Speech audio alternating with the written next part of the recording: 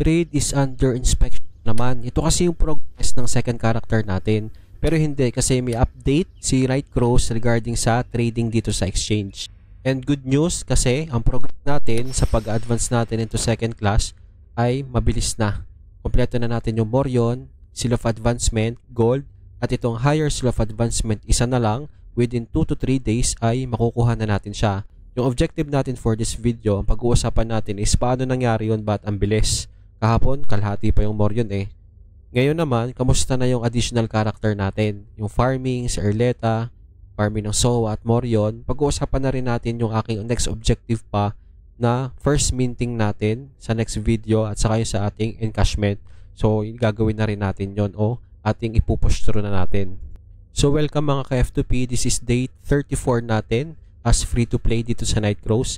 So kung mapapansin nyo, itong second character ko, level 34, chinaga ko na siya na mag 35 kasi ma-unlock dyan yung ating exchange. Okay, mag-alala, madali lang kasi itong up to level 35 wala naman siyang main quest talaga na Night of Death na mahirap. Dito kasi kahit nakatayo lang ay masusunod-sunod natin ang quest. Ngayon, ang aking naging objective dito, yung nalimot ko nga na dalawang Seal of Advancement, ibinenta ko na siya na mas mababa lang ng kaunti sa market price. Yung current market price natin dito is 298. So ang ginawa ko dito ay binenta ko lang siya as 297. As well as yung dalawang Morion. Kaya ko siya ibebenta kasi yung Dayas nga pala is shared sa buong account natin. So malalabas din ito sa ating main character kapag ito ay nabenta na natin. Ayan, so 144 yung current natin Dayas. Tapos ang expected natin 594, 11, 1114. At within 30 minutes I believe is nabenta na natin siya. At ngayon nga, na-sell na siya, nakuha natin yung Morion, pero itong iba ay trade is under inspection. Bakit? Diyan lalabas yung economic system additional improvement update ni Nightcrows regarding sa mga fraudulent market. Kaya may lumalabas dyan na notice at saka yung transaction wait time. Huwag kayong mag-alala guys, kasi 30 minutes lang yung pag-aantay nyo tapos makiklaim nyo na siya. 30 minutes kapag na-sold tapos makiklaim na natin siya. So yan na nga, after 30 minutes, bumalik ako at chinek natin, na-claim na natin itong ating binenta. Total tayo of 823. Tapos syempre, babalik na tayo sa main account para bumili ng additional na Morion. Ito na nga yung character selection natin. Balik na tayo sa level 45 natin na Archer. Tapos yan yung 823, diretso tayo sa exchange kasi may nabenta pa tayo. And pumalo tayo ng 1056. So, it's time na para i-check natin kanina yung kulang sa progress natin.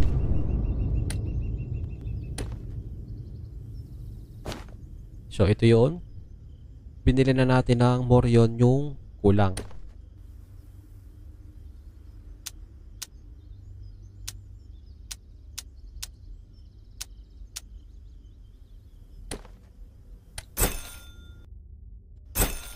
Actually, lumabis pa tayo ng dalawa. Sinadya ko yon kasi magkakraft tayo ng glider natin para dire-diretso na. Ito na lang pala yung kulang natin sa glider. 15 na lang makakapag-craft tayo ng epic. Kasi dito sa event ni Nightcrow, may makukuha tayo dito na ito yung daily check-in event. So, dalawa, tapos dito dalawa at 5. Total of 15. Yun yung mga event natin. Guys, meron din tayo tinatawag na party dungeon which is napakadali lang naman yan. Sa mga level 40, kaya-kaya yung stage 1. Ito yung naging progress ng party dungeon namin. So, dapat lahat nga pala kayo ay magkaka-party 5. Tapos i-confirm mo, accept dito. Then, wait mo lang na lahat is ma-accept. Tapos, diretso na kayo dyan sa boss. Ito yung boss natin, si Almond. And kayang-kaya siya within ilang minutes pa nito? 10 or more. 10, I believe. Tapos yan siya.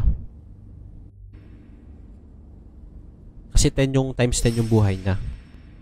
Then after nyo siyang matapos, ay may magdadrop dito sa floor. Wait natin.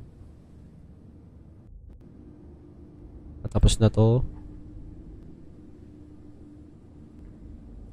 Shoutout nga pala sa mga ka-guild ko. Si Mihawk, si Ikari, si Trick. Tapos check nyo na lang dito sa ito, nalulot nyo sa heg, i-G nyo na lang ng i-G hanggang malot yung iba. Pero syempre may makukuha rin naman talaga kayo dyan.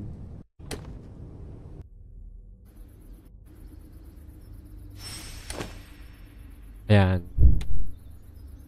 At kung gusto nyo palang makita itong information na to, kasi meron na rin tayong bracelet, ay lalagay ko na lang yung link sa description para i-click mo na lang, diretso ka na. Nakakraft nga pala yan.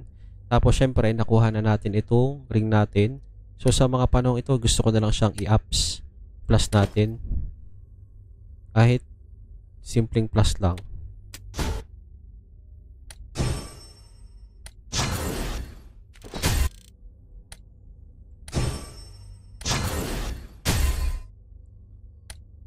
Okay, so ngayon ay dinalwa ko yung plus 3 kasi ipa plus 4 natin yan. Simulan natin dito. Okay, plus natin siya. Close muna.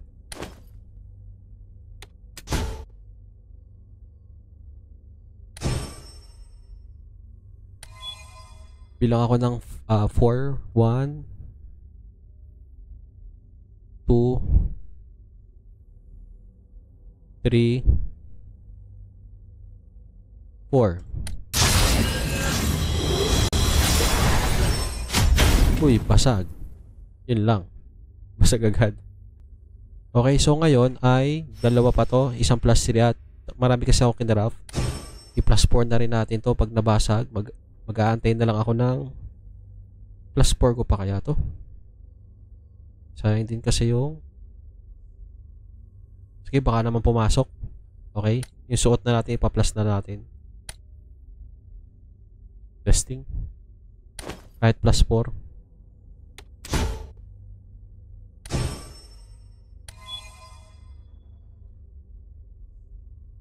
One, 2, 3, 4. Huwag sanang malas.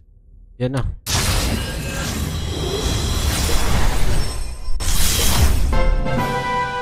Okay, pasok. So, wala na tayong pang-apps. Puti na plus 4 na.